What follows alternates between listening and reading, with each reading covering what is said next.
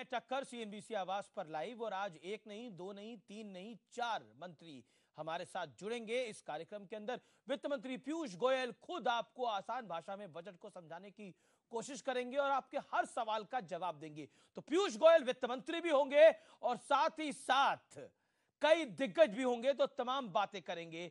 लेकिन चुनाव से पहले मोदी सरकार के आखिरी बजट में बैटिंग के लिए पीयूष गोयल को उतारा गया। पीयूष गोयल ने चौकों छक्कों की बरसात करते हुए बजट में सौगातों की बरसात लगा दी। 5 लाख रुपए तक की इनकम टैक्स फ्री कर दी गई। तो किसानों के लिए फिक्स इनकम का बड़ा तोहफा दे डाला गया। गरीबों को भी सोशल योजनाओं के जरिए मजबूत करने की भरपूर कोशिश की गई। इधर मोदी सरकार ने 2019 की वोटनॉमिक्स का दाव खेला तो विपक्ष ने इसमें जुमला ढूंढ निकाला। सवाल यह है कि क्या विपक्ष गरीबों को मिली सौगात को जुमला बताकर 2019 जीत पाएगा? आज इसी पर होगी जोरदार टक्कर। बजट में सिक्सर, 2019 में कितना होगा असर? आज टक्कर में हम बजट की हर बारीकी को समझेंगे और वोट शेयर के लिहाज से कितने करोड़ वोट इस बजट से पक्के होंगे या कच्चे होंगे, उसका आकलन भी हम आपको बताएंगे। तो अगले 1 घंटे के अंदर बजट का 2019 के चुनाव पर कितना कैसा असर है, उसका पूरा लेखा जोखा यानी उसकी समूची बैलेंस शीट के साथ एक अच्छा बढ़िया विश्लेषण जरूर देखिए। तो रिमोट कंट्रोल दूसरी तरफ रख दीजिए, क्योंकि पीयूष गोयल वित्त मंत्री आपको बजट समझाएंगे।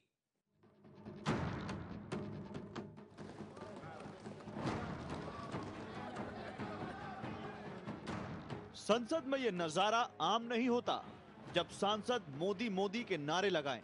वजह ही कुछ ऐसी थी।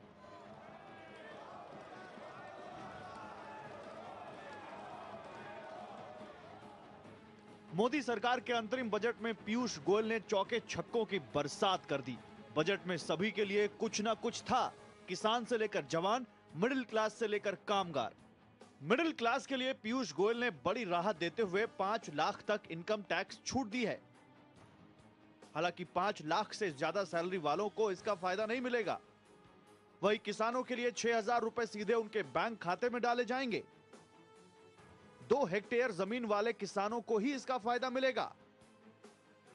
वही असंगठित क्षेत्र के कामगारों यानी ड्राइवर, घरेलू नौकर जैसे लोगों को 3,000 रुपए पेंशन देने का भी ऐलान किया गया है।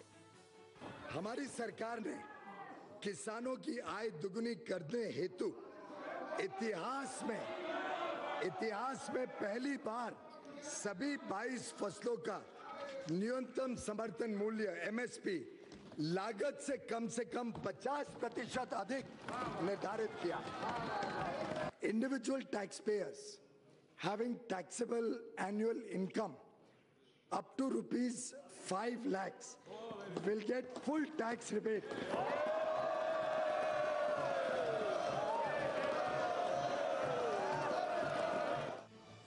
वही सरकार बजट पर पीठ थपथपा रही है।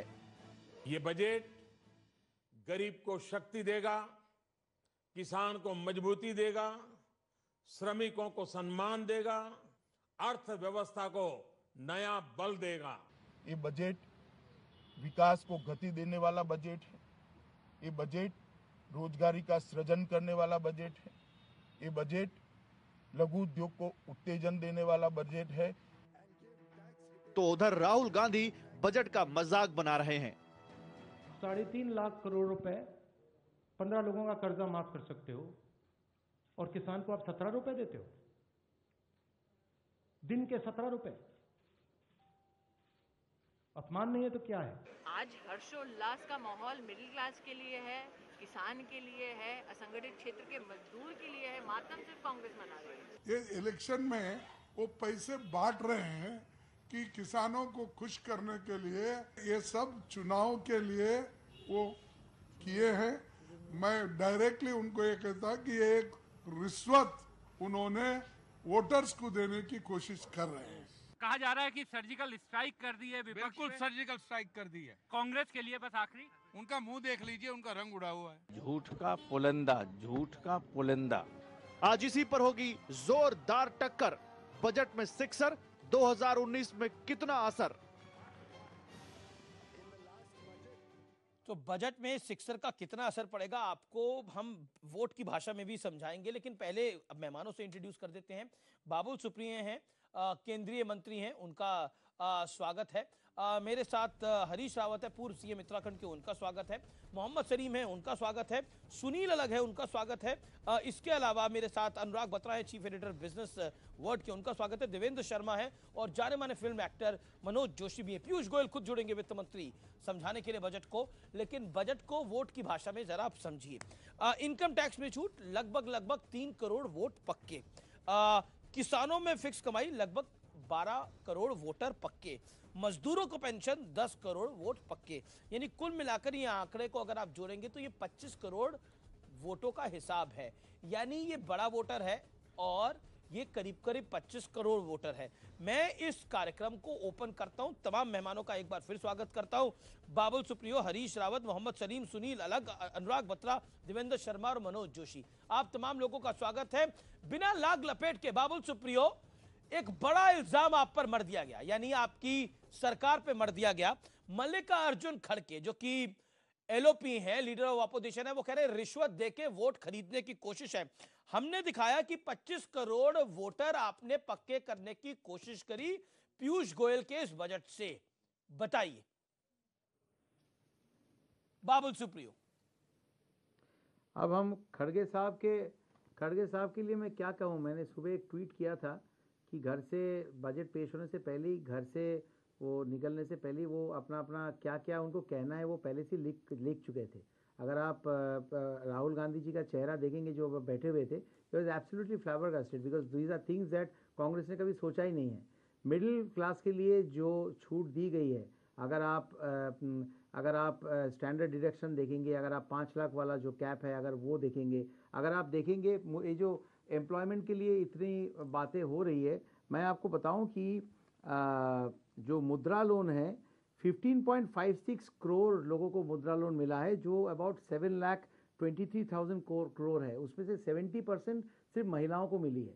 तो ये मतलब डेटा देखने के बाद बात करना चाहिए ना। आप अगर बहस करने के लिए कंटिन्यूसली बोलते जाएंगे तो फिर वेयर डू वी रीच। और अगर चुनाव के पहले वोट में every budget is suppose to be जन मोहिनी जिसको बोलते हैं, it is suppose to make people happy.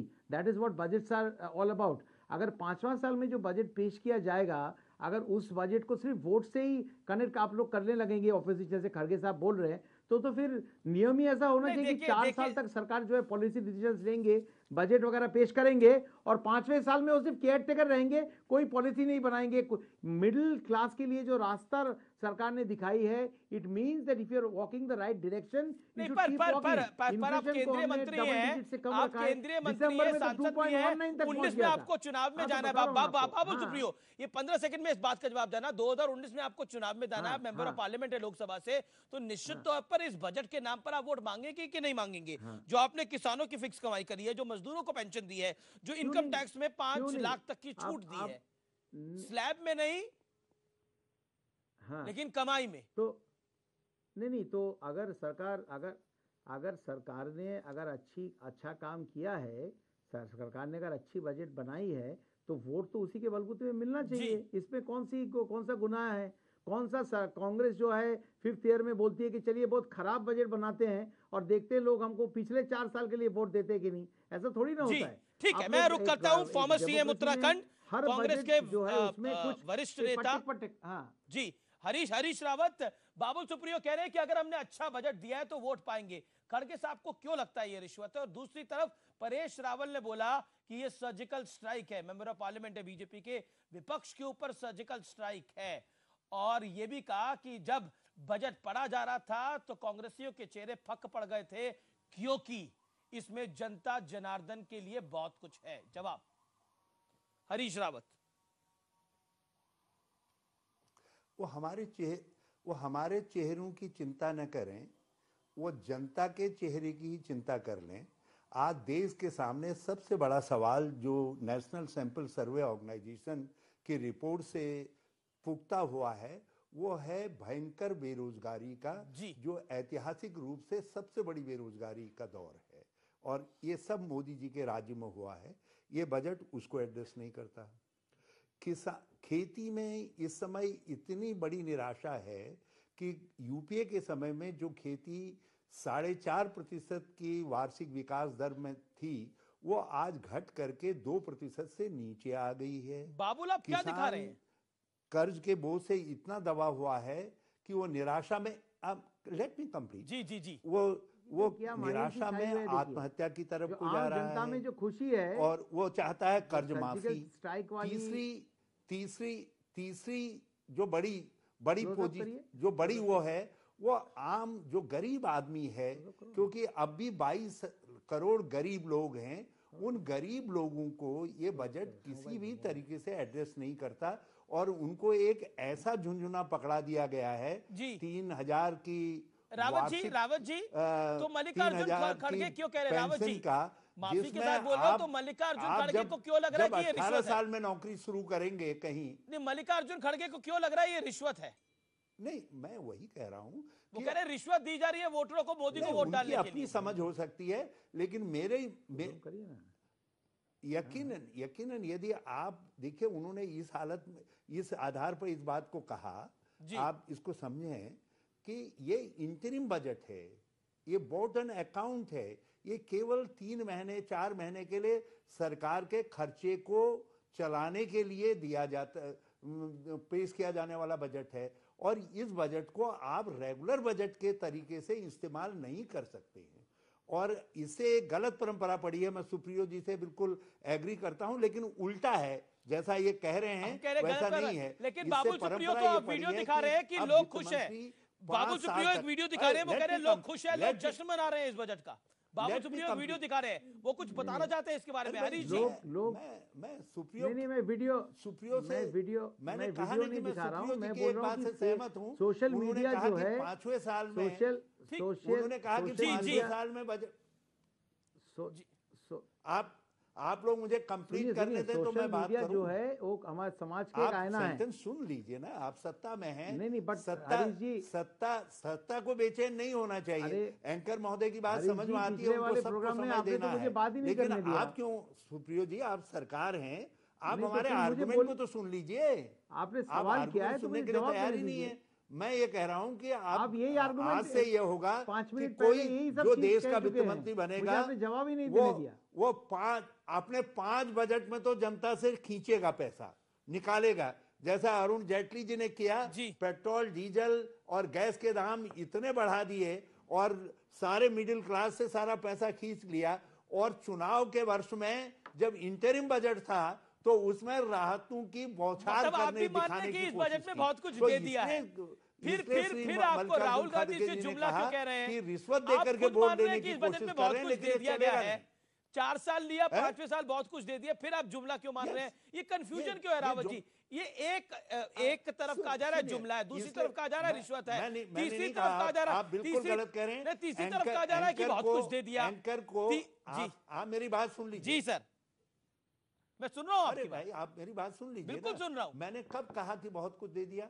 मैंने कहा एक परंपरा बढ़ जाएगी। ठीक है, ये गलत परंपरा पड़ गई है और देश के लिए गलत हो रहा है। ठीक है, बाबुल सुप्रियो जवाब देना चाहते हैं। बाबुल सुप्रियो करेगा और आखिरी ठीक है सर, वक्त की मर्यादा को रखें, घोषणाएं कर देगा जिससे ठीक है, वक्त की मर्यादा को रखें। 3 मिनट हो गए, 3 मिनट हो गए, 3 मिनट हो गए, 3 मिनट हो गए। एक सेकंड, आपने मैं आपसे एक बात कहना चाहता हूं। जी सर, जी मैं आपसे एक बात कहना चाहता हूं। आप जरा सा एक बात देखिए, आप कुछ बातों को हमारे मुंह में क्यों डाल रहे हैं? मैंने कभी नहीं कहा कि ये बजट जो है वो राहत दे रहा है। मैं कैसे कह सकता हूं? आप किसान को राहत के नाम पर 1 प्याली चाय की राहत दे रहे हैं। 6 करोड़ 6,000 रुपया। सर, एक आंकड़ा मेरे पास भी है। कर्ज के बोझ से आपने 2009 के चुनाव से पहले 2008 में कर्ज माफी करी थी। एक आंकड़ा मेरे पास भी है, उसे कैलकुलेट करिए एक किसान के पास कितना गया था। आज आप 6,000 रुपए को कम मान रहे हैं। ठीक है, कोई बात नहीं। जब ऊंट के मुंह में जीरा है, आप इतना हल्ला क्यों मचा रहे हैं? बाबुल सुप्रियो, आपने कुछ करा नहीं, 4.5 साल के अंदर कुछ धरा नहीं, इसीलिए इसको जुमला बजट कहा जा रहा है, इससे वोट नहीं मिलने वाले। एक बात बता दीजिए, ठीक है, आपकी बात हमको हल्ला लग रही है, तो आप लोग अरे विपक्ष आपकी के लोगों बात से नहीं, पूछते आप क्यों सवाल? हरीश रावत जी हम आपकी विपक्ष बात हैं नहीं, ना। मैंने आप बाबुल हमसे सुप्रियो को सवाल बोला। क्यों पूछ हरीश रहे हैं? रावत जी यदि आपके सुनने आपको में हमारी गलती हुई बात है, हल्ला लग रही मैंने है, बाबुल तो सुप्रियो इन को बोला विपक्ष है, देश के पूछ मैंने क्यों रहे हो? बीजेपी को बोला है कि आप हल्ला मचा रहे हैं, आपने कुछ करा नहीं। मैंने बीजेपी को बोला है, आपको नहीं बोला, आपको गलती हुई सुनने में। ओके बाबुल सुप्रियो, तब आपने पहली बार ये सही बात कह दी आपने। मैं इसके लिए आपको बधाई देता हूँ। लोग अगर नहीं, लोग क्या कह, रावत साहब लोग क्या कह रहे हैं आप सुनने, अगर सुनने की धीरज आप में होती तो फिर आप सत्ता में होते। सिंपल सी बात है। अभी मैं आपको बता रहा हूँ कि 4.5 साल से सरकार ने जो जो चीजें किया है उसका डेटा आपके सामने अगर मैं लाऊं, आप तो सुनने के लिए भी तैयार नहीं है। आप मुझे बताइए क्या ये गलत? नहीं सुनिए ना, घमंडी सरकार है, आप लौटेंगे विनम्रता नहीं, घमंडी नहीं हूँ मैं। लोगों के पैसे से लोगों का काम कैसे किया जाता है वो बताने के लिए मैं बेचैन हूँ। जो बेचैनी में आप में नहीं थी, जो बेचैनी आप में नहीं थी, आप मुझे नहीं, मैं आपको बता रहा हूँ। जीएसटी में आपको मालूम है कि कितना करोड़ कलेक्शन हुआ है?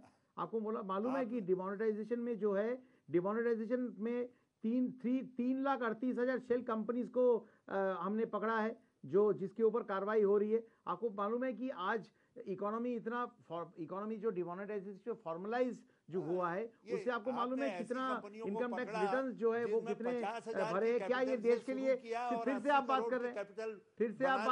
आपको मालूम है कि आपको मैं फिर से आप वही बात कर रहे हैं।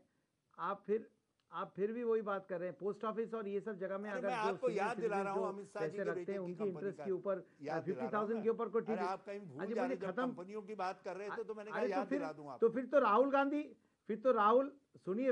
गांधी जी को तो पार्लियामेंट में होना ही नहीं चाहिए। उनको तो वो तो बेल में है, उनको तो राहुल गांधी जी तो होना ही नहीं चाहिए, वो तो बेल पे है। 50,000 कमाल की बात। देखिए ऐसे फजूल की बात आप और करेंगे। 80 करोड़ सॉरी, तो आप पहुंच जीत गया गए। 1 साल में। रावत साहब आपकी उम्र को मैं कदर करता हूं, मैं चुप हो जाता हूं। आप जीत गए, कोई बात नहीं, आप बोलते रहिए, मुझे कोई जवाब नहीं देना है। पब्लिक जो जवाब आपको में देगी, मुझे कोई जवाब आपको नहीं देना है, आप बोलते रहिए।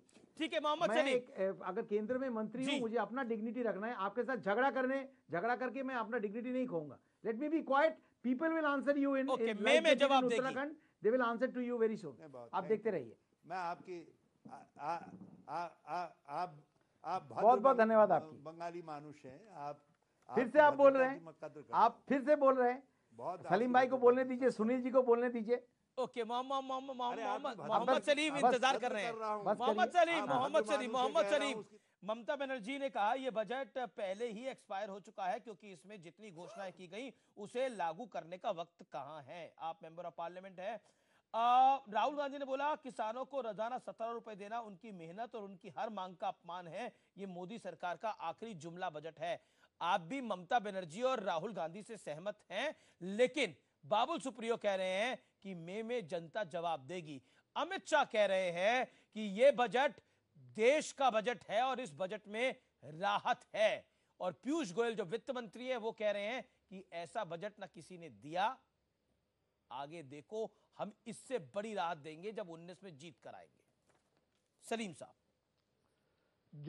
जो धोखाधड़ी किसान और बेरोजगार नौजवानों के साथ ममता बनर्जी बंगाल में कर रही है, मोदी जी वही पूरे देश में, पीयूष गोयल हो या अरुण जेटली जी हो, वित्त मंत्रालय हो, एनडीए सरकार हो, वो वही काम कर रहे हैं। दोनों में कोई फर्क हम नहीं देखते हैं। वो कह रहे हैं बेरोजगार नौजवान क्या करेगा, ममता कहती है कि चॉप बेचो, तेले भजा बनाओ, और मोदी जी कहेंगे पकौड़ा बनाओ। दोनों ही आंकड़ा नहीं दिखाते हैं, नेशनल स्टैटिस्टिकल ऑर्गेनाइजेशन को गायब कर दिए हैं। आरटीआई के बारे में आप देखो, कोई सवाल पूछ करके चाहे बंगाल में हो चाहे दिल्ली में हो, उसका जवाब नहीं मिलता है। कहां आंकड़ा है, कौन सा आंकड़ा, इसी को तो जुमला कहा जा रहा है। अरे पहले सुनिए अमित जी, थोड़ा धैर्य रखिए, मैं इतना देर से सुन रहा था। एक तो आर्थिक सर्वेक्षण नहीं है, अब वो कह रहे इंटरिम बजट है इसलिए आर्थिक सर्वेक्षण नहीं है, लेकिन इंटरिम बजट में पूरा साल का बजट नहीं, 2030 साल तक का हिसाब बता दिए क्या करना चाह रहे हैं। आप 100 स्मार्ट सिटी बनाएंगे, 3 साल से 4 साल से बोल रहे थे, अभी कह रहे हैं 1 लाख डिजिटल विलेज बनाएंगे। तो 100 स्मार्ट सिटी को गायब कर दिए, और अभी आप आज चंद हफ्ता बाकी है, अभी कह रहे हैं 1 लाख डिजिटल बनाएंगे गांव। बेरोजगार नौजवानों को 2 करोड़ करके नौकरी देंगे, 5 करोड़ 5 साल में 10 करोड़ को नौकरी देना चाहिए था। अभी ये कहा जा रहा है centre for monitoring of Indian economy हमने खुद एस्टिमेट कमेटी जिसके जोशी जी चेयरमैन हैं, वो बीजेपी कोई भी आंकड़ा को पारित करने नहीं दे रहे हैं, रिपोर्ट पास नहीं करने दे रहे हैं, क्योंकि जीडीपी का फिगर फर्ज किया गया, आंकड़ा बेरोजगारी का फर्ज किया गया। प्रधानमंत्री को पूछा जाएगा कितने का नौकरी मिला, बोलते हमारे पास आंकड़ा नहीं है, हम नौकरी दिए हैं। ममता जी भी यही कह रहे हैं कि नौकरी दिए हैं लेकिन नहीं है। आज विद्यार्थी जो है, जो स्कॉलर्स है साइंस का, चाहे वो department of science and technology हो चाहे एमआरडी के हो, आज के दिन में वो लोग हंगर स्ट्राइक में हैं, स्ट्रगल कर रहे हैं, उनका स्कॉलरशिप को खत्म किया जा रहा है। आप मेक इंडिया की बात कर रहे हैं, मेक इन इंडिया की, लेकिन हमारा रिसर्च में पैसा कम किया जा रहा है, रिसर्च स्कॉलर के जिंदगी को महाल कर दिया जा रहा है।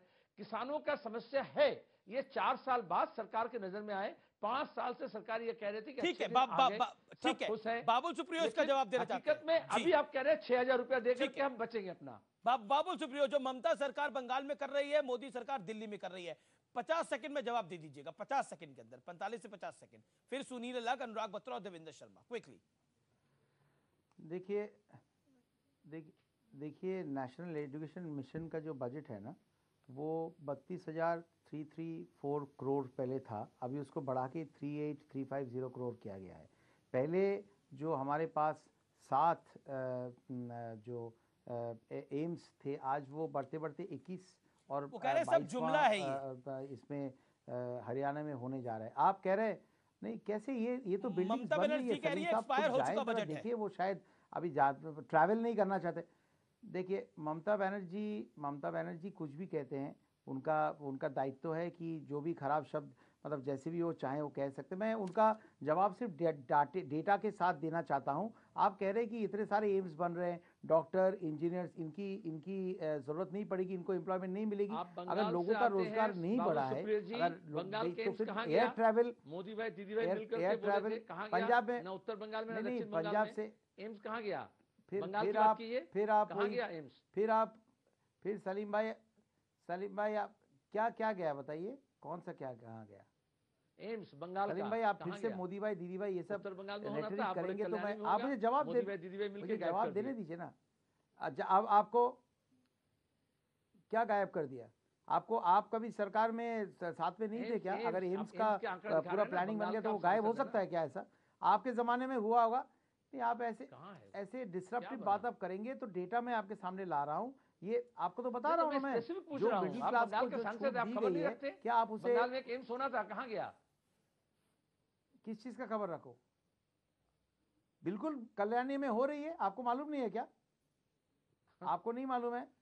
वो जो नहीं जॉब के बारे में कहा, स्टेट का भी जितना दायित्व है, सेंटर का भी उतना ही दायित्व है। रोजगार जॉब को तो जॉब के बारे में तो आपको मैं बता रहा हूँ, आपको मालूम है? 5 साल में 10 नहीं, करोड़। सुनिए मुद्रा, सुनिए आप नहीं मुझे ऐसे डिस्टर्ब मत कीजिए सलीम भाई, आप सीनियर आदमी, मुझे बता नहीं दीजिए। मुद्रा लोन में 7,23,000 करोड़ रुपया दिया। फिर से सुन तो लीजिए, 7,23,000 करोड़ जो मुद्रा लोन में दिया गया है, 15.5 होता है। जी मुझे सुनील अलग के पास भी आना पड़ेगा, अनुराग बत्रा के पास भी आना पड़ेगा, चीफ एडिटर बिजनेस वर्ल्ड के। लोन गया है जी, ये जो लोन गया है, इससे आप बोल रहे हैं कि कोई एम्प्लॉयमेंट नहीं। सुनील अलग एक गजब का कंफ्यूजन है, अनुराग बत्रा एक गजब का कंफ्यूजन है। कर रहे हैं डबल। जी बाबुल सुप्रियो, मैं आपके पास वापस लौट कर आऊंगा। मुझे पता है आप सरकार के मंत्री हैं। जी, मेरे साथ प्रकाश जावड़ेकर भी जुड़ने वाले हैं, आज डबल कर रहे हैं। जी, प्रकाश जावड़ेकर भी जुड़ने वाले हैं, और वित्त मंत्री सीधा बजट का विश्लेषण करेंगे, बजट को आसान भाषा में आप तक पहुंचाएंगे। हम आपके सवालों के जवाब भी देंगे। वित्त मंत्री पीयूष गोयल, ये ऐतिहासिक पहल हमने भी करी है। सुनील अलग, गजब का कंफ्यूजन है। एक तरफ जुमला बजट, दूसरी तरफ कुछ करा नहीं, तीसरी तरफ मल्लिकार्जुन खड़गे कह रहे हैं कि यह रिश्वत देने वाला बजट है, सीधा मोदी अपने अकाउंट में वोट चाहते हैं। अब समझ में नहीं आ रहा, कुछ करा नहीं तो वोट कैसे मिलेंगे, कुछ कर दिया तो जुमला बजट कैसे है। 19 का चुनाव है, हमें पता है। देखिए, जो मैं कहना चाहता हूं कि कोई भी गवर्नमेंट हो, फाइनल ईयर में पॉपुलस बजट तो देना ही है, ये कोई सवाल ही। सुबह से वही मैं कहने आ रहा हूं कि भाई पॉपुलस बजट तो होगा, लेकिन इररिस्पॉन्सिबल पॉपुलिज्म इस गवर्नमेंट ने नहीं की। अब देखिए 4 मेन फैक्टर्स हैं। एक तो था कि देखिए अगर गरीब को आप सोचें कि उनके पास पैसे भी नहीं थे और किसान के लिए कुछ करना था। फिर यूथ वांटेड जॉब्स, फिर third point was that the middle income group wanted inflation to be controlled, the rich wanted corruption to be controlled. अब इन चारों में से उनका jobs we all say they've not scored. अब मैं इतना मुझे खत्म करने दो. जी so 30 second scored 3 out of 4. अब you carry on arguing till jobs. अब देखिए अगर पैसे जाएंगे हाथ में तो खर्च करेंगे, जब खर्च करेंगे तो डिमांड बढ़ेगा तो इंडस्ट्री फैक्ट्री लगाएगी तो जॉब्स आएंगे. अब थोड़ा बहुत सोचे ना. और सब किसान के बारे में कह रहे हैं 500 रुपए महीने, अब क्या मिलेगा उनको. It is not the only thing. आप तो सोच रहे हैं कि किसान के पास जीरो है, ये 500 रुपया ले लीजिए. उनके पास वो लोन्स उन्होंने 500 नहीं, साल का 6000, इंटरेस्ट ही नहीं देंगे, क्वार्टर का 2000, 6000 जो कह रहे हैं ना 500 रुपए महीने का. क्या करें. एक सेकेंड भाई साहब, 1.5 टाइम्स मिनिमम प्राइस भी उन्होंने कर दिया है. अब प्रॉब्लम ये है, देखो फार्मर को 10 रुपए अगर मिल रहा है तो मिडिल इनकम ग्रुप 50 रुपया क्यों दे रहा है. Devendra Sharma, infrastructure, please understand. जी, Devendra Sharma wants to respond. Let Devendra Sharma reply. Devendra Sharma quick rebuttal. Devendra Sharma ji, Devendra Sharma, किसान को जो चाहिए था उतना नहीं मिला, लेकिन कुछ दिया. किसी सरकार ने एक बड़ी पहल करी कि सीधा किसान के खाते में 6000 रुपए सालाना उसकी इनकम को बढ़ाने के लिए. ये कुछ नहीं से तो बेहतर है.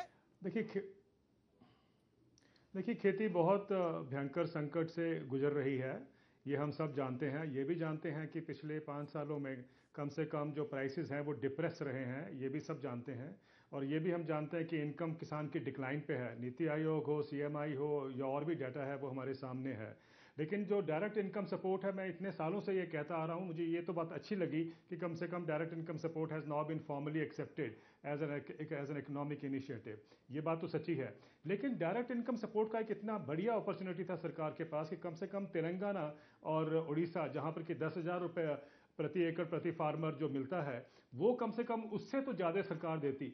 अब ये जो है कि 6,000 रुपये दिया, ये कहा जाता है कि साहब 500 रुपये जो प्रति माह बनता है, ये बहुत बड़ी सपोर्ट है किसानों को. सोचने की बात ये है अमीश जी, क्या ये 500 रुपये से किसान को हम एग्रीकल्चर डिस्ट्रेस से बाहर ले आएंगे? क्या ये 500 रुपये देने से हर महीने किसान की आत्महत्याएं बंद हो जाएंगी? ये जो हमें बताया जा रहा है कि साहब ये 6,000 रुपये बहुत बड़ा अमाउंट है, ये किसको बताया जा रहा है? आफ्टर ऑल किसान भी जो है इतना अनजान नहीं है कि उसको बेनिफिट कहाँ लाई करता है. ये ठीक है कि डायरेक्ट इनकम सपोर्ट चाहिए थी, आपको चाहिए था कम से कम आप 12,000 रुपये तो देते, तेलंगाना और उड़ीसा से ज्यादा देते. अब ये कहेंगे कि पैसा कहां से आएगा? देखिए कॉर्पोरेट्स को 2008-2009 से 1 लाख सुनील अलग want to respond. Sunil Alag 40 second quick rebuttal, then I have a quick analysis with Anurag Batra. Okay Sunil respond. Sunil Alag, Sunil want to respond. देखिए सुनील क्विकली जी. भाई साहब एक सोचिए, इट्स अ कंकरेंट सब्जेक्ट. अगर सेंटर 6,000 दे रही है तो स्टेट भी 10,000 दे सकती है, तो 16,000 हो जाएंगे ना. आप एक्सपेक्ट करते हैं कि सेंटर ही करेगी सब कुछ. अगर आप जैसे एग्जांपल दे रहे हैं उड़ीसा का और तेलंगाना का, वो 10,000 दे रहे हैं, तो स्टेट भी हाथ बढ़ाए ना. मैं तो कहता हूं कि ये not enough. I agree with you कि it is not enough. It is a start. For the first time, Devendra Sharma 30 second rebut. Devendra Sharma rebut 30 second, then Anurag Batra. States दोनों को ज्वाइन करना चाहिए. बहुत बढ़िया अपॉर्चुनिटी था सरकार के पास कि जो कॉर्पोरेट को 1,86,000 करोड़ रुपए का हर साल इकोनॉमिक स्टिमुलस पैकेज दिया गया. 10 साल 18,60,000 करोड़ रुपए कॉर्पोरेट्स को दिया गया, जबकि उसकी जरूरत नहीं थी. उसको बंद करते और ये 1,86,000 करोड़ रुपए किसान को देते. कम से कम उसको 12-15,000 रुपए तो प्रति जो वर्ष मिलता है उसको. कम से कम ये अपॉर्चुनिटी थी. ना तो फिस्कल डेफिसिट बढ़ता, ना ये पूछा जाता कि पैसा कहां से आएगा. जी, कहने का मतलब ये है कि आपको उस तरीके से बैलेंस करना था. वाकई ही कुछ हाथ में मिले. देखिए देवेंद्र शर्मा ठीक कह रहे हैं, मैं काउंटर नहीं चाहूंगा, क्योंकि किसानों की आशा थी कि 25,000 रुपए हुए. अगर आप किसान नेताओं से बात करें तो उनकी आशा थी कि 25,000 की उनकी सरकार से आशा थी, तो उस आशा से तो कम हो गया. और भारत देश में जो हम आशा बहुत रखते हैं सरकार से, रखनी भी चाहिए, लेकिन इतनी भी नहीं रखनी. चुनावी साल है तो थोड़ी ज्यादा हो जाती है अनुराग बत्रा. दूसरी बात ये एक इलेक्शन बजट है, ये एक पॉपुलिस्ट बजट है, और कोई बीजेपी अकेली पार्टी नहीं है या उनकी सरकार. पर ऐसा नहीं है कि ऐसा पॉपुलिज्म है जिसके अंदर फिस्कल कंडीशंस को ताक में नहीं रखा गया. फिस्कल 3.4% होगा जी, और आशा थी कि 3.3% हो. पीयूष गोयल जी ने बोला कि अगर उनकी कलेक्शन उतनी हुई, जो देवेंद्र शर्मा बात बोल रहे थे. देखिए आशा किसानों की ज्यादा थी. मैं आपको एक बात जी बिल्कुल मेक योर पॉइंट. ये जो बजट है इस बजट में पिछले 6 महीने में जो राहुल गांधी ने सरकार पे 4 चीजों पे प्रहार किया, उसको निगेट करने की बात की है। पहली बात किसान, तो किसानों के लिए कुछ है, 6,000 है, कम है, ज्यादा है, उसका विश्लेषण आप और हम कर ही रहे हैं, कम है।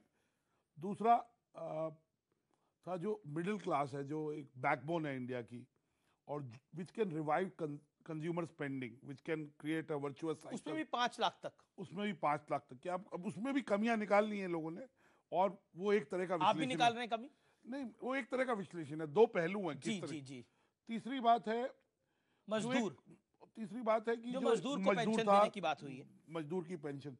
और चौथी बात जो जॉब्स का बात हो रहा है, तो उसको एड्रेस नहीं किया है। लेकिन इंटरिम बजट था, इंटरिम बजट तो ये वोट ऑन अकाउंट है। अब देखिए जो स्पेंडिंग है, अब कईयों का कहना यह है कि दिसंबर, जनवरी, फरवरी का पैसा दे देंगे किसानों को, 20,000 करोड़ रुपए होगा, और उससे किसान सरकार के साथ आ जाएंगे। तो ये तो एक इलेक्शन ईयर है। Let's not put wool over our year end से कि सरकार, देखिए आप क्रिकेट खेलते हैं, आप एंकर हैं, तो टीआरपी लाना इंपॉर्टेंट है, क्रिकेटर को रन बनाना इंपॉर्टेंट है, तो पॉलिटिशियंस को वोट मिलना भी इंपॉर्टेंट है। एक गजब का कंफ्यूजन दिख रहा है। तो ये balance Anurag which is important, एक गजब का कंफ्यूजन है। एक तरफ कहा जा रहा है ये जुमला बजट है, दूसरी तरफ कहा जा रहा है ये डायरेक्ट रिश्वत वाला बजट है जिससे सीधा वोट पड़ेगा, तीसरी तरफ कहा जा रहा है कि देखिए ये चला चली की बेला है नरेंद्र मोदी की और चिदम्बरम साहब ने तो कहा ये तो कांग्रेस की कॉपी है, तो क्या कांग्रेस खराब?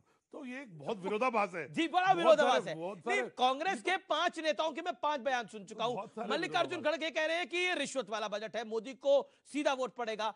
राहुल गांधी कह रहे हैं ये आखिरी जुमला बजट है। चिदम्बरम साहब को अभी आपने कोट करा, ये कांग्रेस की कॉपी है।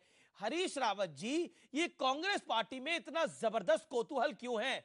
क्या छक्का मार दिया है नरेंद्र मोदी ने, या फिर आपको लगता है कि आपका नुकसान हो रहा है? मोहम्मद सलीम, इस बात का जवाब आप दे दीजिए 30 सेकंड के अंदर, फिर मैं बाबुल सुप्रियो के पास चलूंगा। वित्त मंत्री पीयूष गोयल कुछ देर में जुड़ने वाले हैं, मैं बार बार अनाउंसमेंट कर रहा हूं आपके साथ।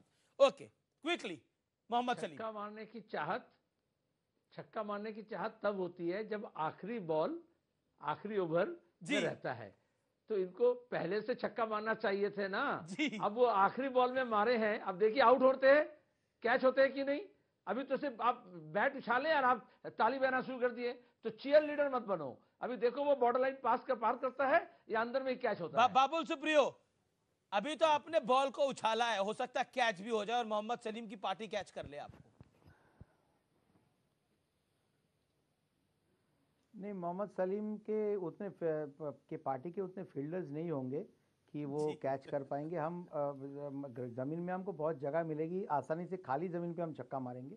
और दूसरी बात मैं आपको ये बता दूं कि ये सब बजट की जब डिस्कशन होती है ना, इस तरीके का रेटरिक जो है, इसी वजह से लोग जो है पॉलिटिशियन के ऊपर क्रेडिबिलिटी जो है, जैसे मैं आपको बताऊं, अगर ये सब चीज छोड़ दूं, देखिए अगर आप केंद्रीय मंत्री हैं, आपकी भी बड़ी कॉन्स्टिट्यूएंसी है, अगर आप बंगाल से मेंबर ऑफ पार्लियामेंट है, 5 लाख वाली सीमा अगर ओवरऑल स्लैब में कर देते तो हर्ष क्या होता? अगर 5 लाख वाली सीमा अगर ओवरऑल कर लेते, स्लैब में कन्वर्ट कर देते, तो इसमें हर्ष क्या होता? एक बड़ी राहत मिल जाती। आपका वोट बैंक जो 3-3.5 करोड़ था, वो और 2 करोड़ बन जाता। क्यों नहीं करा आपने? मौका था आपके पास, दस्तूर भी था, 19 का चुनाव भी था, चक्का पूरा मारते, कौन रोकता था आपको? पॉपुलिस्ट, सुनिए जी Babul, populist budget should not be devoid of prudence.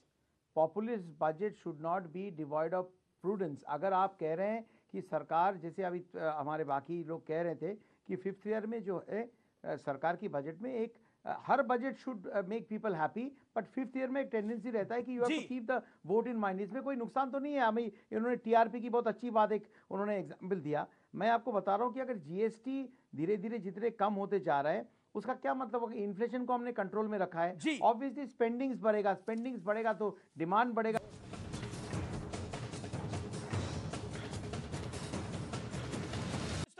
Piyush Goyal हमारे साथ जुड़ गए हैं, जो सीधे सवालों के जवाब देंगे और विश्लेषण भी करेंगे। आइए क्या कह रहे हैं पीयूष गोयल, सुनते हैं।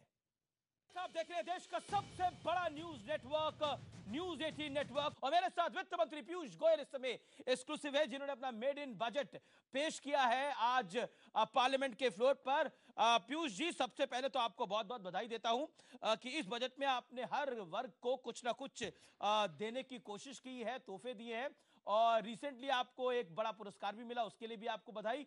आपका फर्स्ट टेक क्या है? आपने उरी फिल्म का भी जिक्र किया, तो 2019 मेले के लिए हाउस द जोश, अगर मैं आपसे पहला सवाल ये पूछूं इस बजट के बाद। थैंक यू अमित जी, बहुत बहुत धन्यवाद। जहां तक जोश का सवाल है, माननीय प्रधानमंत्री नरेंद्र मोदी जी के साथ हम सब जो काम कर रहे हैं, हमारा जोश तो पहले दिन से ही बुलंद है और उनके साथ काम करते करते ध्यान भी नहीं आता है समय की कोई सीमा है, कोई पारिवारिक तकलीफ है, कुछ नहीं। वो इतना उत्साह भर देते हैं काम में, इतना आपको प्रेरित करते हैं, खास तौर पे जब गरीबों का संबंध आता है, खास तौर पे जब एक संवेदनशील विषय के ऊपर वो बोलते हैं। मैं समझता हूं कोई भी व्यक्ति अपने आप को सौभाग्य मानेगा कि उनके साथ काम करने को मिले, और मैं तो अपने आप को बहुत ही सौभाग्यशाली मानता हूं कि प्रधानमंत्री मोदी जी के नेतृत्व में इस सरकार ने जिस प्रकार 5 वर्ष तक लगातार देश के गांव, देश के गरीब, देश के किसान, देश के मध्यम वर्गीय, देश के कामगार, देश के असंगठित क्षेत्र के काम करने वाले लोग, हर वर्ग के लिए कुछ ना कुछ लाभ मिले, कुछ ना कुछ उनका सम्मान हो, इसके लिए जो ऐतिहासिक प्रयत्न किया, ऐतिहासिक काम किए हैं। छोटा मोटे काम से कभी वो संतुष्ट नहीं होते हैं। स्वास्थ्य सेवाएं देनी है तो 50 करोड़ को देनी है, शौचालय बनाने हैं तो 10 करोड़ बनाने हैं, कुकिंग गैस सिलेंडर फ्री में देना है, कुकिंग गैस कनेक्शन 8 करोड़ लोगों को देना है, बिजली एक भी व्यक्ति वंचित ना रहे। अब ऐसी कल्पना भी करना इस देश में शायद और कोई नेता में इतना साहस नहीं है कि इतने बड़ी कल्पना भी कर सके। जी, अब गोयल साहब, नरेंद्र मोदी की टीम कह रही है, यानी आप लोग कह रहे हैं हाउस द जोश हाय सर, और राहुल गांधी कह रहे हैं कि ये जुमला बजट है, इसमें किसान को 17 रुपए देकर उसका अपमान किया गया है, ये आखिरी जुमला बजट है, इसके बाद हम आएंगे और बजट। राहुल गांधी जी ने, अमित जी, राहुल गांधी जी ने 10 वर्ष सरकार चलाई कांग्रेस ने। 2004 से 14 के बीच कोई उन्हें पूछे कि किसने रोका था उनको 100% किसानों की अगर कभी क्षति होती है, कोई नुकसान हो जाता है, उसका भुगतान 100% करने से किसने उनको रोका था? क्यों कांग्रेस ने यूरिया की जो चोरी होती थी और फैक्ट्रियों में जाता था, बजाय के किसानों के खेत में खाद बन के जाए, उसको क्यों नहीं रोका? क्यों एमएसपी सब 22 के 22 जो फार्म प्रोड्यूस है उस सब पे एमएसपी क्यों नहीं कांग्रेस निर्धारित करती थी? क्यों कांग्रेस ने लागत से 1.5 गुना देने का जो एक इस देश में सभी के मन में था, उसको क्यों नहीं लागू किया? और 10 साल में किसानों के साथ उन्होंने क्या किया? एक लोन वेवर 2008 में, जिसके लिए बजटरी प्रावधान शून्य, 2009 में भी शून्य, सोचा अगली सरकार आएगी वो भरेगी, और मिला कितना? 70,000 घोषित किया, 52,000 दिया।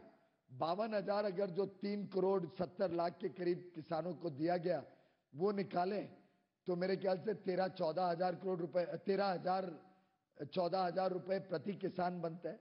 तो जिस सरकार ने किसानों के लिए कुछ नहीं किया, कुछ सोचा नहीं, कुछ चिंता नहीं की, जिस पार्टी की सरकार ने 10 वर्ष में कुल 3 करोड़ 3.5 करोड़ लोगों को 52,000 करोड़ रुपए दिए, वो आज हमें सवाल पूछती है जो आगे के लिए परमानेंटली हम 10 साल में 7.5 लाख करोड़ रुपए किसानों को देंगे। आपने अपने बजट स्पीच में 12.5 करोड़ किसानों को पहुंचाएंगे। आपने अपने बजट भाषण में बोला कि ये 10 साल को आगे देखते हुए बजट हम पेश कर रहे हैं।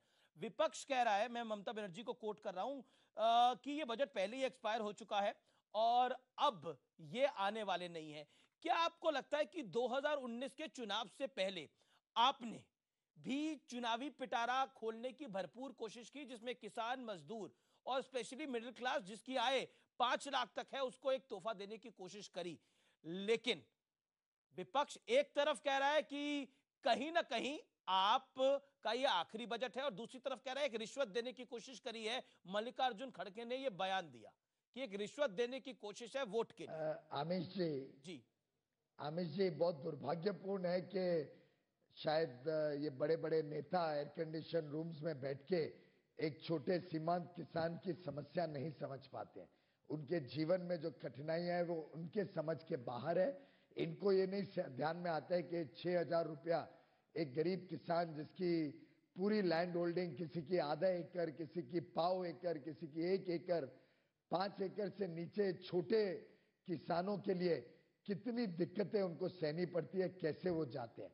इनको शायद ये ध्यान नहीं आ रहा है कि कितना बड़ा अहम फैसला उनके जीवन को सुधारने के लिए लिया गया है।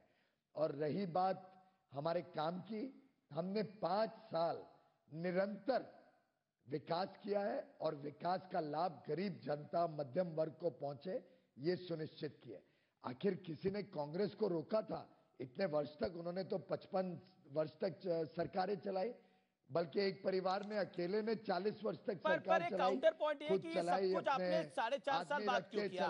ये अपने छठे बजट में क्यों किया, दूसरे तीसरे बजट में क्यों नहीं किया? अमित जी, उन्होंने हमारी माता बहनों को क्यों नहीं दिया कुकिंग गैस का कनेक्शन? क्यों शौचालय से वंचित रखा? क्यों करोड़ों बच्चों को बिजली से वंचित रखा?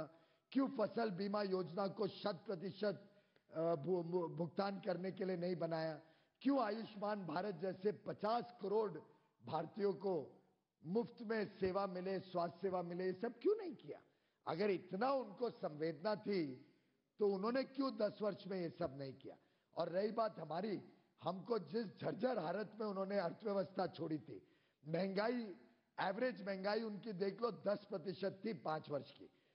ग्रोथ गिरते जा रहा था, विकास घटते जा रहा था, जीडीपी कम होते जा रहा था, वित्तीय घाटा एक जमाने में 6.5% तक चला गया था यूपीए के समय। जब हम सरकार में आए तब भी 4.5% था।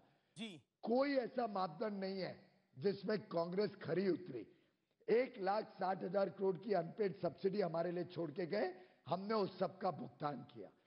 1 रैंक 1 पेंशन 3 बजट्स में अनाउंस हो चुका है, 40 साल से मांग है। 2014-15 के इंटरिम बजट में क्यों उन्होंने कहा कि हम उस मांग को स्वीकार करते हैं, लेकिन सिर्फ 500 करोड़ रुपए रखे? वित्त मंत्री जी, क्यों नहीं उन्होंने पूरा पैसा रखा और दिया? हमने 35,000 करोड़ रुपए हमारे जवानों को दिया जो रिटायर हुए हैं, उनका सम्मान प्रधानमंत्री मोदी जी ने किया। कांग्रेस के पास तो कोई कहने के लिए बचा ही नहीं है। कांग्रेस, मैं समझता हूं, अब विचारों से भी खोखली हो चुकी है। एक परिवार का राज देख देख के आज देश की जनता त्रस्त हो गई है। देश की जनता एक विश्वस्त नेतृत्व, एक ऐसा नेतृत्व जिसपे वो विश्वास कर सके, एक ऐसा नेतृत्व जो जिसमें संवेदना हो गरीब के लिए, मजदूर के लिए, किसान के लिए, एक ऐसा नेतृत्व गोयल साहब, मेरा सवाल जो सुनिए, देश की सीमाओं को सुरक्षित रखे, ऐसा नेतृत्व चाहती है। जी गोयल साहब, इस समय आप हमारे कई चैनल्स पर लाइव है, बहुत आधी आबादी आपको, लगभग पूरा देश आपको इस समय लाइव देख रहा है, और कई सवाल हमारे पास ट्विटर और फेसबुक के जरिए भी आ रहे हैं जो हम पूछना चाहेंगे आपसे। एक पॉइंट ऑफ व्यू है कि ये सब कुछ आपने दूसरे तीसरे बजट में क्यों नहीं किया, चौथे बजट में क्यों नहीं किया, छठे बजट में मैंने अभी तो समझाया। जिस झरझर हालत में अर्थव्यवस्था छोड़ के गई कांग्रेस, 1,60,000 करोड़ के अनपेड बिल सब्सिडीज हमारे पास छोड़ के गई, तो स्वाभाविक रूप से हमको अर्थव्यवस्था भी सुधारनी थी। और साथ साथ में हमने जो 4 साल में ऐतिहासिक काम किए, चाहे वो शौचालय पहुंचाने का हो, आप बताइए 9-10 करोड़ शौचालय बनाना कोई साधारण व्यवस्था है? क्या 8-6 करोड़ लोगों को मुफ्त में गैस कनेक्शन देना क्या साधारण बात है?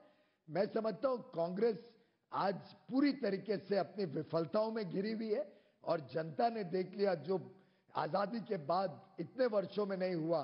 प्रधानमंत्री मोदी जी ने सिर्फ 5 वर्षों में ऐसा तेज विकास करके दिखाया। इनकम टैक्स की छूट को लेकर आज एक कंफ्यूजन हो गया, और जो दिखाई दिया, आपने 5 लाख तक इनकम टैक्स की छूट दी, तो बड़ा क्लियर कर दिया हमने। जी, 5 लाख से ऊपर वालों ने समझा कि उन्हें भी मिल गई, लेकिन ऐसा हुआ नहीं।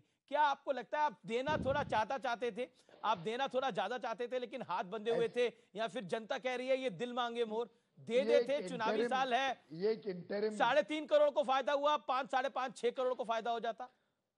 पीयूष गोयल जी, वित्त मंत्री। देखिए भाई साहब, पहली बात तो इतना इसमें इंटरिम बजट में हेरफेर करने का हमने चेष्टा भी नहीं करी, और हमने कोई उसका प्लान भी नहीं किया। ये इंटरिम बजट के हिसाब से जो पुराने टैक्स प्रपोजल्स हैं लगभग उनको चालू रखा है। जो प्रधानमंत्री किसान स्कीम है, पीएम किसान, वो इसी वर्ष में लागू हो गई है, इसी वर्ष से आगे चलती रहेगी। जो असंगठित क्षेत्र के मजदूर हैं, उनकी स्कीम भी अभी फरवरी महीने से ही लागू कर दी गई है। तो ये तो इस वर्ष की स्कीम है। ये जो छोटे करदाता है, मध्यम वर्गीय परिवार, जो 5 लाख से कम टैक्सेबल इनकम, और टैक्सेबल इनकम के साथ डिडक्शंस वगैरह जोड़ो तो एक्चुअल इनकम तो कई लोगों की 6, 7, 8 लाख भी हो सकती है प्रति वर्ष। वो सब एग्जेम्पशन डिडक्शन लेके 5 लाख से नीचे टैक्सेबल होने पे उनको हम ये रिबेट अगर अभी नहीं देते और बाद में देते तो उनका टैक्स डिडक्ट हो जाता है अप्रैल में, जून, जुलाई का। फिर उनको सरकार या टैक्स ऑफिस जाके रिफंड लेना पड़ता। उनको सहूलियत हो और उनके ध्यान में आए कि अब ये उनको लाभ मिल गया है, उसके हिसाब से अपना बजट बनाए। उस हिसाब से ये हमने आज ही अनाउंस कर दिया। रही बात एक क्रिटिकल अप्रोच है जी। और जो बड़े टैक्स पेयर हैं जी, अमित जी आप भी बड़े टैक्स पेयर हैं, आप भी, मैं समझता हूं इतनी आप में भी भावना है कि आपका भी आहुति लगे इस देश के विकास में। आपके दिए हुए टैक्स से किसी गरीब महिला को शौचालय मिले, आपके दिए हुए टैक्स से किसी गरीब बच्चे को बिजली मिले, आपके दिए हुए टैक्स से ये किसानों को ये सम्मान हम पहुंचा पाए। ये सब कार्यक्रम के लिए भी अगर हम सब मिलके थोड़ा थोड़ा टैक्स देते हैं तो मैं समझता हूं ये देश के लिए एक बहुत गर्व की बात है। मैं तो आपका तहे दिल से धन्यवाद करूंगा। पीयूष गोयल साहब, इंपॉर्टेंट ये है कि एक क्रिटिकल अप्रोच है। कई इकोनॉमिस्ट एक बड़ा इकोनॉमिस्ट का वर्क कह रहा है कि इस बजट के अंदर मोदी सरकार ने सब कुछ करने की कोशिश करी है, लेकिन एक इकोनॉमिक वर्ग है वो ये कह रहा है कि ये सोशलिस्ट बजट है। उस पर आप कुछ टिप्पणी करना चाहते हैं, क्योंकि आप पेशे से सीए भी हैं, आप बाजार को भी समझते हैं, अर्थव्यवस्था को भी समझते हैं। एक सोशलिस्ट बजट है जिसमें मजदूर किसान की बात है, क्योंकि ये चुनाव का की बेला है। अमित जी तो क्या ये अर्थशास्त्री, इकोनॉमिस्ट जिनको भी आप रेफर कर रहे हैं, ये वही पुरानी कांग्रेस के हिसाब से सरकारें देखना चाहते हैं जो सिर्फ अमीरों के लिए काम करे? क्या कुछ एक छोटे वर्ग का ही अधिकार है देश के विकास के ऊपर? क्या गरीब माता बहनों को शौचालय या कुकिंग गैस कनेक्शन या बिजली मिलने का अधिकार नहीं है? क्या देश में लोगों को अभी भी बिना स्वास्थ्य सेवाएं के जीना पड़ेगा? मैं समझता हूं अगर कोई इसको सोशलिस्ट कहे तो मैं गर्व से कहता हूं कि मैं सोशलिस्ट हूं, लेकिन देश के गरीबों के लिए, देश के निम्न मध्यम वर्ग लोगों के लिए अगर हम काम करते हैं, देश के कामगारों के लिए, देश के असंगठित क्षेत्र के कामगारों के लिए करते हैं, तो मेरा ख्याल से ये हमारा कर्तव्य है और हमें कर्तव्य करते रहें। इस बजट में जो आपने एक पॉलिटिकल सिक्सर मानने की कोशिश करी है, अभी हाल फिलहाल में ही हमने सुना है कि आपका नया नारा है कि इस बार 400 पार। तो क्या 400 पार वाला बजट होगा ये? क्योंकि आप राजनीति को भी समझते हैं, अर्थनीति को भी समझते हैं। अमित जी, प्रधानमंत्री नरेंद्र मोदी जी ने पहले दिन से अपने पूरे मंत्रिमंडल को एक ही दिशा दी थी कि जो काम देश हित में है, जो काम जनहित में है, उसको तुरंत किया जाए, विलंब ना हो। चुनाव तो इस देश में हर 6 महीने में आते हैं, तो चुनाव के हिसाब से अगर निर्णय लेते लेते तो फिर तो कांग्रेस की तरह सरकार चलेगी जी। फिर तो प्रधानमंत्री आएंगे टीवी पे और बोलेंगे कि भाई मेरे शासन में अगर बहुत बड़ा भ्रष्टाचार घोटाला हो गया तो मैं क्या करूं, मेरे तो गठबंधन का कंपल्शन है। आज ये देश उस प्रकार की सरकारें नहीं चाहता। आज देश का सामान्य आदमी, आज देश का युवा पीढ़ी एक मजबूत सरकार चाहता है, मजबूर सरकार नहीं जो हर चीज में कोएलिशन कंपल्शन के नाम पे देश में भ्रष्टाचार भी होने दे और विकास सिर्फ एक कुछ लोगों तक समुचित रखे। क्या इस बजट के अंदर फिस्कल प्रूडेंस का पूरा ध्यान रखा गया है? क्योंकि खजाना खोला गया है, तो क्या वो फिस्कल प्रूडेंस जो जरूरी थी वो मेंटेन करी गई है?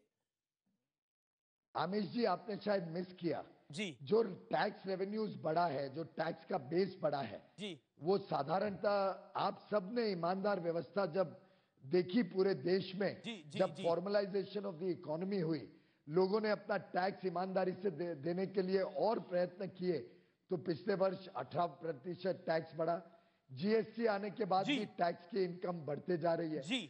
अब इस सब के लिए मैंने देश के सभी करदाताओं को धन्यवाद भी किया है और उसी के बलबूते पे इस बजट को फिस्कल प्रूडेंस के साथ बनाया गया। ठीक है। यहां तक के बजट में जो वित्तीय घाटा है वो 3.36 आ रहा था। मैं 2-4 हजार करोड़ 5,000 करोड़ के आराम से एडजस्ट करके 3.3 दिखा सकता था। प्रधानमंत्री जी ने आदेश दिया जो नीचे से आंकड़े आए हैं वो ईमानदारी से दिखाए जाएंगे जो हो, और हमने 20,000 करोड़ एडिशनल प्रोवाइड किया हमारे किसानों के लिए, तो उससे 0.1% 3.3 का 3.4 हुआ। मैं समझता हूं ये तो अच्छा ही है, हमारे किसानों का ये स्वाभिमान का सवाल है और ये हमारा कर्तव्य है, तो मुझे कोई इसमें हिचक नहीं है। हमने ठीक किया, सही किया, फिस्कल प्रूडेंस को भी मेंटेन किया। जी बहुत बहुत शुक्रिया पीयूष गोयल आप का हमारे साथ जुड़ने के लिए, बजट पेश करने के लिए, और कैरनॉट प्राइज आपको मिला है उसके लिए भी आपको हार्दिक शुभकामनाएं और बधाई।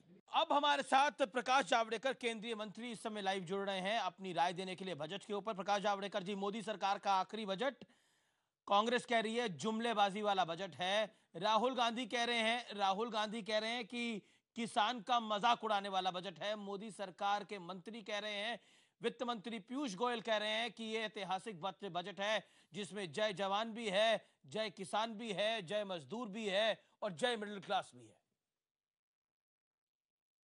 जी सही है जो पीयूष जी ने कहा है और जो प्रधानमंत्री जी ने कहा कि ये सर्वस्पर्शी, सर्वसमावेशी और सबके तरफ देखने वाला ऐसा बजट है।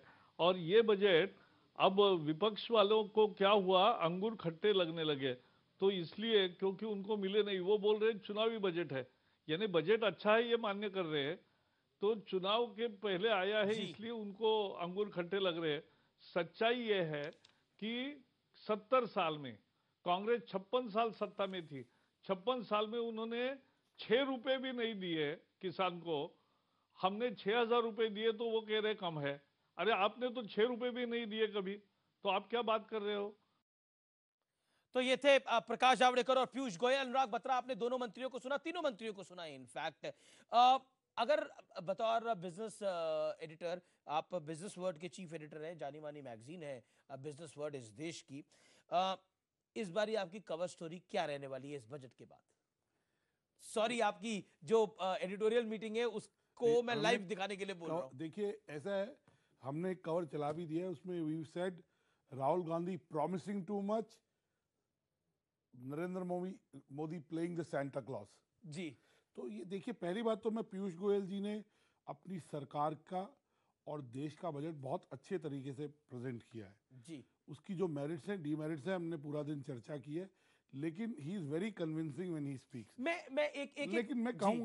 मैं ये कहूंगा कि ये बिल्कुल पॉलिटिकल बजट है, इलेक्टोरल बजट है, पॉपुलिस्ट बजट है, बट मैं ये भी कहूंगा कि चुनाव के पहले आ रहा है तो obviously political budget, but they have tried to balance fiscal prudence with a populist budget. मतलब पॉपुलिस्ट बजट भी करा है, लेकिन ऐसा नहीं करा कि बिल्कुल फिस्कल प्रूडेंस को दरकिनार कर दिया, ऐसा नहीं करा। जी जी, तो उन्होंने they have walked a very tight rope and you know they have tried to. अच्छा, आपका एस्टिमेट क्या है कि नरेंद्र मोदी जो 400 पार का नारा देकर चल रहे हैं, या बीजेपी जो 400 पार का नारा देकर चल रही है, मैंने पीयूष गोयल से भी ये सवाल पूछा, क्या आपको लगता है वाकई उसमें ये बजट मददगार होगा? क्योंकि एक एनालिसिस भी हमने दिखाया, इनकम टैक्स में छूट, किसानों पर फिक्स कमाई और पेंशन, मजदूरों को पेंशन, ये करीब करीब 25 करोड़ वोटरों को इंपैक्ट करती है। देखिए, इसमें 3 बातें। पहली बात तो ये अगले 30 से 45 दिन में पता लगेगा, क्योंकि और प्रधानमंत्री ने खुद बोला है कि ये तो ट्रेलर है, पिक्चर अभी बाकी है, जो जनता के लिए मेन बजट आएगा जब सरकार मैनिफेस्टो होगी। मैनिफेस्टो। अच्छा, 400 पार वाला बजट दिखता है आपको? नहीं दिखता 400 पार आज तो मैं नहीं कह सकता, आज तो आप नहीं कह सकते। इतना दूरदर्शी होता तो मैं शायद एस्ट्रोलॉजर या you want to restrain yourself। आज 400 नहीं कहता, बट इसका पॉजिटिव इम्पैक्ट होगा। और मैं लास्ट बात ये कहना चाहूंगा कि राम मंदिर का मुद्दा, आज धर्म संसद हुई, आई नो हम बजट जी, लेकिन उसमें कोई उन्होंने बोला कि राम मंदिर का जो इशू है हम इलेक्शन के बाद के लिए this is the story of India, what Anurag Batra, chief in editor of business world, said just now. यही है कहानी।